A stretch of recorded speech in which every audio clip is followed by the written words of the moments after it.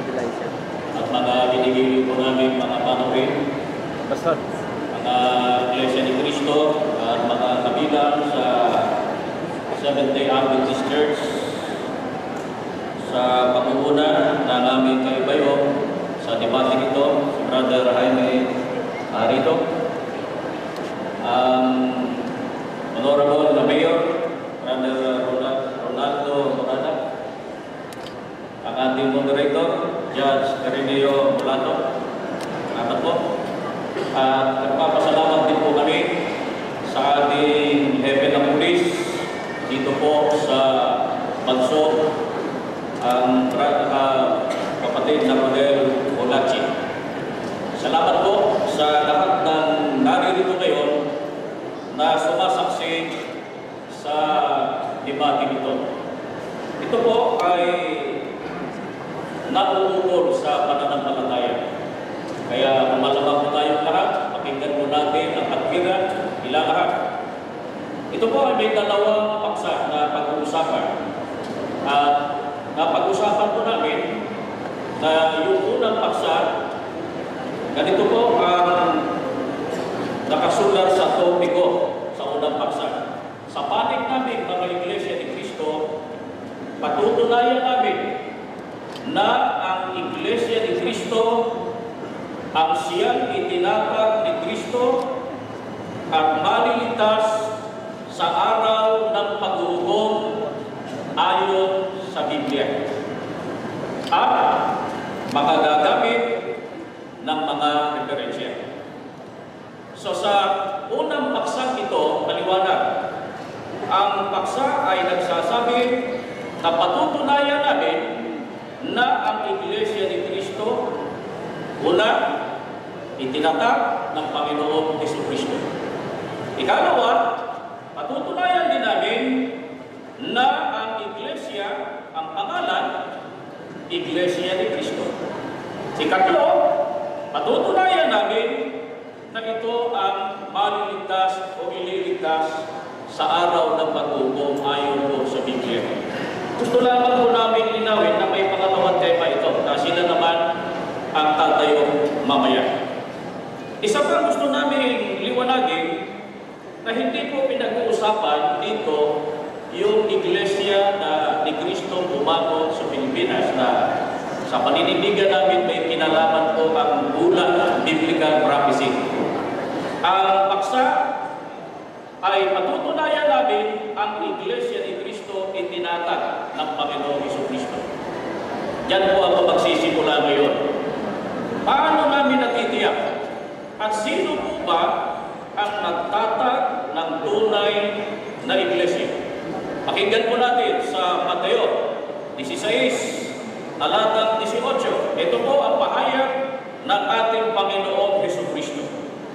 At sinasabi ko naman sa iyo na ikaw ay Pedro, at sa ibabaw ng batong ito ay itatayo ko ang aking Iglesia, at ang mga pintuan ng Hades ay hindi magsisipalain laban sa kanya.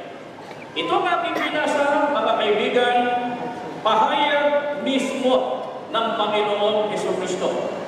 Ano po ang pahayag ng Panginoong Jesucristo? Ang sabi niya, sa ibabaw ng batong ito, itatayo ko.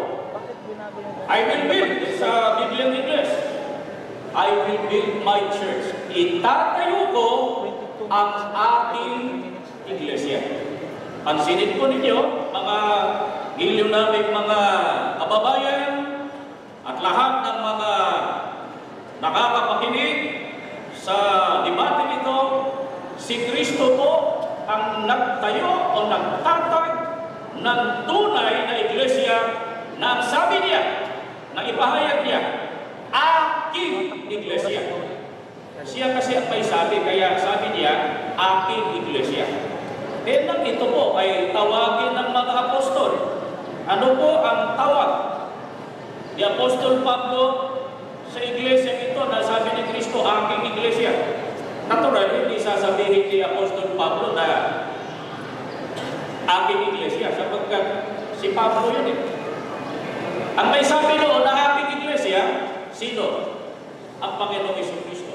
Pero nang tawagin ito ni Apostol Pablo, Roma 16 at 16, dito po sa isang salin na Biblia, yung Filipino version, magbatian kayo ng banal na halip. Lahat ng iglesia ni Kristo ay bumabati sa inyo. Ano po ang tawag ng mga apostol? Ano ang tawag ni Apostol Pablo doon sa iglesia na itinayo ng ating Panginoon Jesucristo? Ang sabi ni Apostol Pablo, Iglesia ni Kristo. Sabi ni Kristo, aking iglesia. Ay yung mga tao, yung mga tagasunod ng ating Panginoong Jesucristo. Ayon po kay Apostol Santiago, meron bang pangalan ibinigay sa kanila? May mga nagsasabi kasi na hindi na raw mahalaga yung pangalan. Ang mahalaga raw ay kumilala sa Panginoong Jesucristo. Pero mga kaibigan, pakinggan po ninyo, ito pahayag ni Apostol Santiago 2:7. Ganito po ang ating mababasa. Hindi baga nilalapastangan nila yaong marangal na pangalan na sa inyo ay itinatawag. Pag sinabing inyo, pagtatanong po kami mga kababayan, ano po yun? Nag-iisa ho ba yun? Nag-iisa o marami? Yun yung mga kaanib. Ang sabi po ni Apostol Santiago, hindi baga nila napastangan nila yung mga kaaway? Yaong marangal na pangalan. Pansinin po ninyo, may pangalan. Marangal na pangalan na sa inyo'y itinatawag. Pag yan ay binasa po natin sa Christian Community Bible, ang nakalagay doon, though they not insult the holy name of Christ by which you are called. So, ang mga alagad, ang mga tunay na kay Kristo, tinatawag po sunod sa kanyang pangalan. Ang sabi niya sa binasa natin, by the name of Christ. Ang mahalagang pangalan na yon ng ating Panginoong Jesucristo ang itinawag sa mga kay Kristo. Yun po ba ay sarili naming paliwanag? Hindi po. Nakasulat po sa Biblia. Napansin po ninyo mga kababayan, doon sa paksa, patutunayan namin na ang pangalan, Iglesia ni Cristo. Nabasa na po namin. Roma 16:16. Doon sa paksa, patutunayan namin, itinayo, itinatag ng Panginoong Jesucristo. Nabasa na po namin. Mateo 16:18. Yung kaligtasan na ang Iglesia ni Cristo ang siyang maliligtas. Bakit po natin natitiyak ayon po sa Biblia na ang Iglesia ni Cristo, narito sa Iglesia nito ang kaligtasan? Babasahin po namin itong isang Biblia English na Acts 20:28 mula po sa The Lamsa version. Ganito po ang ating mababasa. Sa English muna. Take it therefore to yourselves and to all the flock over which the Holy Spirit has appointed you overseers to feed the church of Christ which He has purchased with His blood. Sa Pilipino, ingatan ninyo kung gayon ang inyong mga sarili at ang buong kawan. Narito hinirang kayo ng Espiritu Santo na mga katiwala upang panganin ang Iglesia ni Cristo na binili niya ng kanyang Tatanong po kami, mga kababayan, alin po ang iglesia binili ng dugo ni Kristo? Maliwanag po sa English, Church of Christ. Iglesia ni Kristo. Ano po ang katangian ng iglesia ni Kristo? Ang sabi po, binili, katumbas, doon sa unang Pedro 1:18 at 19, ang katumbas niyan, yan ay tinubos ng dugo ni Kristo. Babasahin po, unang Pedro 1:18 hanggang 19, na inyong nalalaman, kayo'y tinubos, hindi ng mga bagay na nasisira, ng bilang o ginto mula sa inyong walang kabuluhang paraan ng pamumuhay, na ipinamana sa inyo ng inyong mga magulang, kundi ng mahalagang dugo ng kordero, gaya ng kordero walang kapintasan at walang dungis, sa mga tuwing bagay ang dugo ni Kristo. Ano po ang katumbas ng pinili, purchase? Dito po sa binasa natin, kayo'y tinubos. Tinubos ng ano? Ng dugo ng ating Panginoong Jesucristo. Pansinin po ninyo, hindi po lahat ng tao. Kaya gusto po namin ituwid yung maling paniniwala ng maraming mga tao, lahat ng tao sa buong mundo, ano man ang kanyang relihiyon, ano man ang kanyang paniniwala, tinubos na ng dugo ng Panginoong Jesucristo. Wala po yan sa Biblia. Medyo makakasabihin nyo, masakit po pakinggan. Yun po yung katotohanan. Sabi nga, yung katotohanan minsan ay sumusukat. The truth, it hurts, but it cares. May mga pagkakataon na minsan yung katotohanan ay masakit.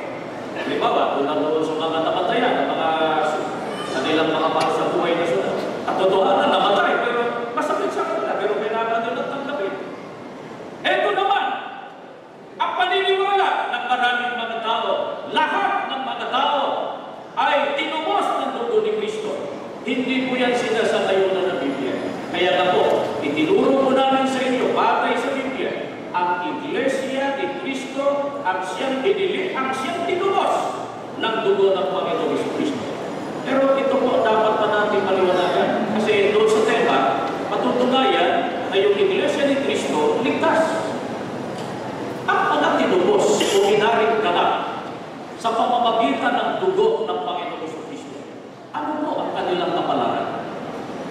Roma 5:8 hanggang 9, dito po sa isang salin ng Biblia, sa magandang balita Biblia. Biblia po ito aming binabasa, mga kababayan.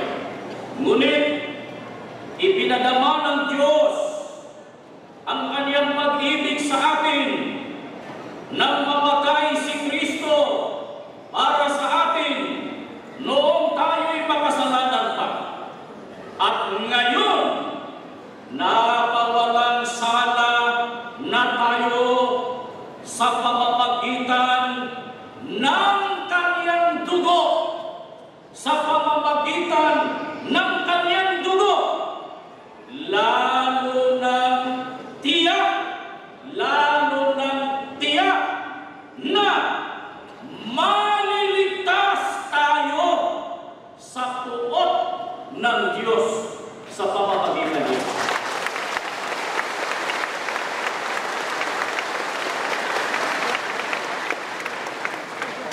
Napatunayan na po namin, dito pa lang sa bahaging ito, napatunayan na po namin na ang iglesia ni Kristo ay maliligtas. Bakit?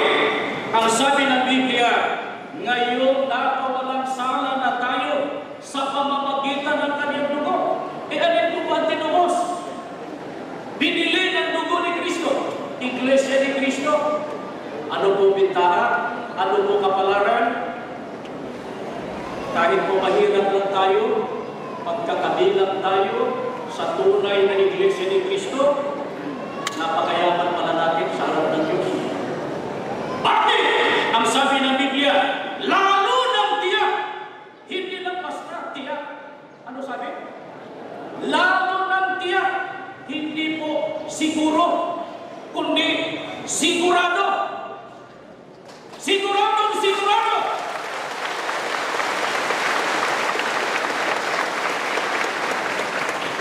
Ano ang biyaya? Ang sabi ng Biblia, lalo ng tiyak, siguradong sigurado na maliligtas mula sa puot ng Diyos. Yung puot ng Diyos, si Manias 1:18, yan ang parusa sa apoy pagdating ang araw na bukas. Kasi itong mundo ito, darating po ang wakas, sinira kasi ito ng tao, nagkasala ang tao, at sinira ang mundo ito, wawakasan ito ng Diyos. Yun yung kaligtasan na aming binabanggit. Kaya, ang tanong, bakit po kami naging Iglesia ni Cristo? Bakit po kami pumanib sa Iglesia ni Cristo? Sapagkat sa Iglesia ni Cristo, sigurado ang kaligtasan.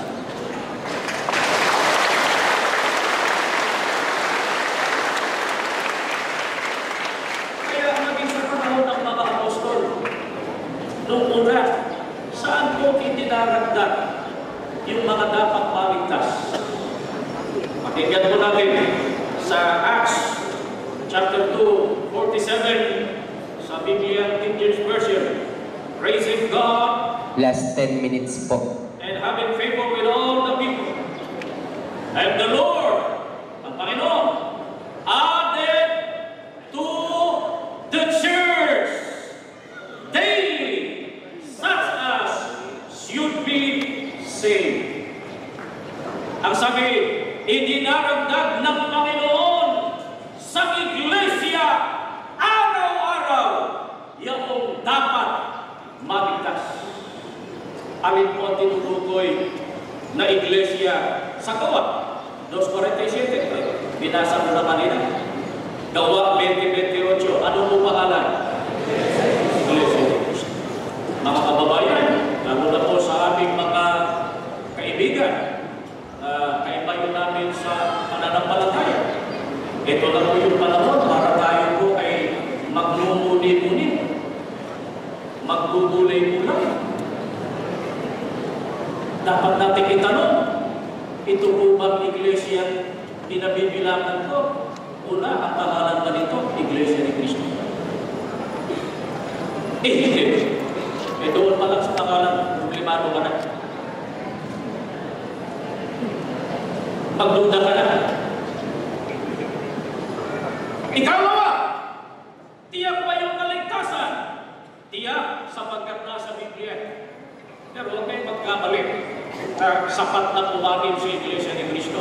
Alam ko yan ang ibayo namin sa pananampalataya na isa sa mga doktrina ng Biblia na kailangan sumunod sa mga utos ng Panginoon Diyos. Kung ito ay debate, pinag-uusapan lang muna natin yung base fundamental, yung prime principle about kung alin ang Iglesia na ililigtas ng Panginoon Jesucristo pagdating ng araw ng pagluto. So kanina, Gawa 20:28, tinubos na dugo ni Cristo, Iglesia ni Cristo. Gawa 2:47, saan itinaragdag yung dapat maligtas, mga kababayan? Sa Iglesia ni Cristo. Ito pa katibayan, gaano kahalaga? Makasabi nila, Cristo na lamang po namin. Where ang Iglesia? Ayaw po namin dyan sa Iglesia. Ang mahalaga sa amin, ang Panginoon Jesucristo. Wala po kami tutol na kailangan po natin ang Panginoon Jesucristo sapagkat siya ang tagapagligtas na inilagay ng Diyos sa panahon Kristiyano. Pero alam ba ninyo na ang pagliligtas ng Panginoon Jesucristo talagang sa plano ng Diyos kasama ang Iglesia? Ito po ang katibayan. Efeso 3:20-21, dito po sa isang salin ng Biblia na Living Bible. Now glory be to God.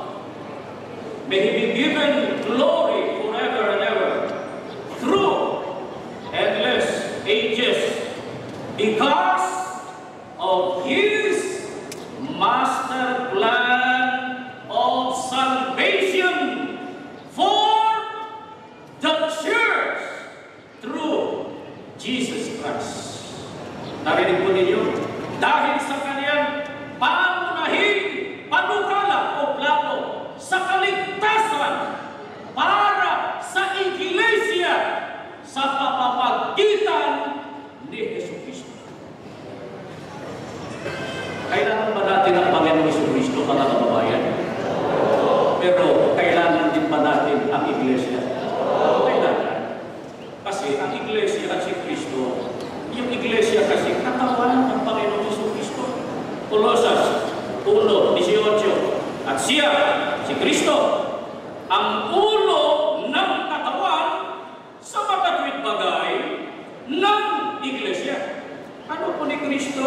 iglesia? Katawan. Eh, pwede ba natin papaghimalayin mga kababayan yung katawan at sa kaluluwa? Kung sa mga nagsipag-asawa na, nasubukan na ba ninyo yung magpakasal sa ulo lang na maganda at saka yung katawan na ayaw nyo dahil sa medyo may diferensya? Ha? At doon sa mga magpapakasal pala, meron na ba kayong niligawan na puro ulo lang? At walang katawan? 5 minutes po. At subukan nyo magpakasal sa puro ulo lang at walang katawan. Di ba hindi kayo niligaya? Yan ang gusto ng iba. Kristo na po aralin. Huwag na po yung katawan. Hindi yung pwede. Katawan ni Kristo yung iglesia. So it is your obligation to join to the body, to the church, because the church is the body of Christ, which is called Church of Christ, Iglesia. Kaya hindi ko natin pwedeng iwasan, mga kababayan, ang iglesia. Ito pa ang katibayan. Ayon kay Apostol Pablo, kaano kahalaga ayon sa kanya ang iglesia. Ito pa, Efesios 5:23, sapagkat ang lalaki, ang ulo ng kanyang asawa, tulad ni Kristo, na siyang ulo ng iglesia, ng kanyang katawan, at siyang tagapagligtas nito. Sino po yung tagapagligtas, mga kababayan? Ang Panginoong Jesucristo. Pero kung may tagapagligtas, may ililigtas. Di po ba? Ang tagapagligtas, ang Panginoong Jesucristo. Eh, alin ang ililigtas? Ang iglesia. Na ano ang iglesia? Ay hindi po lahat ng iglesia. Sapagkat sabi nga sa pagtaya o estimation, eh ngayon may mga 50,000 na raw na mga churches, religious organization, Christian religion pala po yan. Eh itinayo po ni Kristo, iisa lamang po aking iglesia, sabi ni Kristo. Sabi nasa natin kanina, iglesia ni Kristo. Isa lang kasi yung ulo, kaya ilan lang po yung katawan ni Kristo? Yung isa. Hindi naman pwede yung isang ulo eh. 100 yung katawan. Tawag mo? Monster ka, sabi doon sa ibang mga libro. Sa area ng Visayas, tawag namin doon yung maraming pugita. Isang ulo. Eh, hindi ko pwedeng gano'n. Isang ulo, isang katawan. Ano ang pangalan? Iglesia ni Cristo. Gaano mahalaga yung pangalan ni Cristo? Sabi ng iba, hindi mo kailangan yung pangalan Cristo. Kailangan lang mag-religion tayo, sumampalataya tayo, tumawag tayo. Matawag man yan sa ibang pangalan, hindi na raw importante. Kahit ano raw itawag doon sa iglesia kay Cristo, pwede na. Last 2 minutes po. Hindi mo pwede yun. Bakit? Gawa 4:12, dito po sa magandang balita, Biblia. Kay Jesucristo lamang matatagpuan ang kaligtasan, sapagkat sa silong ng langit ang kaniyang pangalan lamang ang ibinigay ng Diyos sa ikaliligtas ng tao.